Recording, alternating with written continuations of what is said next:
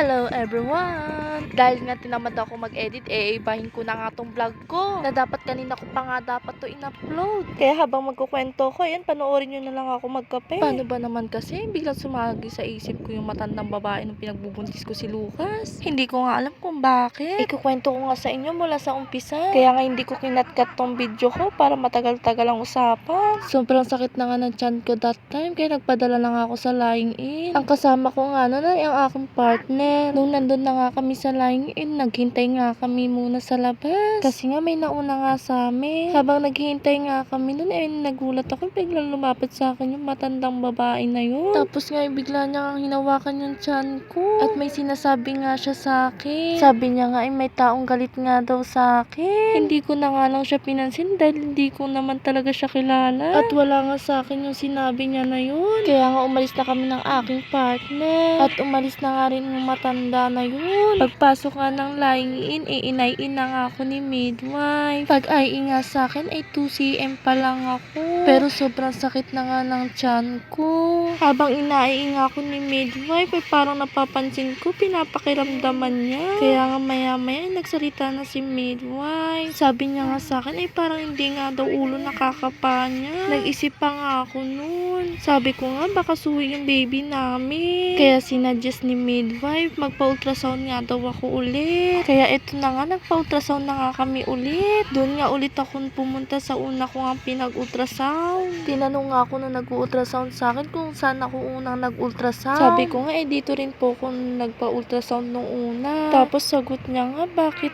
ganun? Naguguluhan na nga ako that time. Nung una kasi nag-ultrasound sa akin yung tatay niya. Tapos nga itong last na nag-ultrasound sa akin yung anak niya na nga. Wala pa nga yung explanation, pinalabas na nga muna ako. Kaya pala ako pinalabas dahil kinausap niya nga yung tatay niya nag-ultrasound sa akin nung una. Nung pagtapos nga nila mag-usap, pinapasok na nga ako. In-explain na nga nila na may tubig daw yung baby ko sa ulo. Nung unang ultrasound daw sa akin, hindi pa nga daw nakita. Nung time na nga yun, hindi na nga ako nakapagsalita, talagang umiiyak na nga ako. Tapos nga lumabas na nga ako nun. Diyos ko mga mima, kahit maraming tao dun sa waiting area, talagang umiyak talaga ako. Halo-halo na nga yung emotion ko that time. Nawala na nga rin ako sa sarili ko noon. Dahil nga imbis sa lying yung punta ko, nagpa-uwi nga ako sa partner ko noon. Pag-uwi nga namin sa bahay, kung ano-ano na nga naiisip ko. Kinaumagahan na nga kami nakapunta nun sa lying in. Pagdating nga namin sa lying in, hindi na nga ako tinanggap. Dahil sa ospital na nga yung mga ganong case. Pagdating nga sa ospital, sabi sa akin ng doktor, isi-CS daw ako. Pumayag na nga ako kung saan nga yung mas makakabuti. Kagabi nga sinabi ko sa partner ko yung matanda na yun kung naaalala niya pa. Sabi niya nga sa akin oo, naaalala niya pa.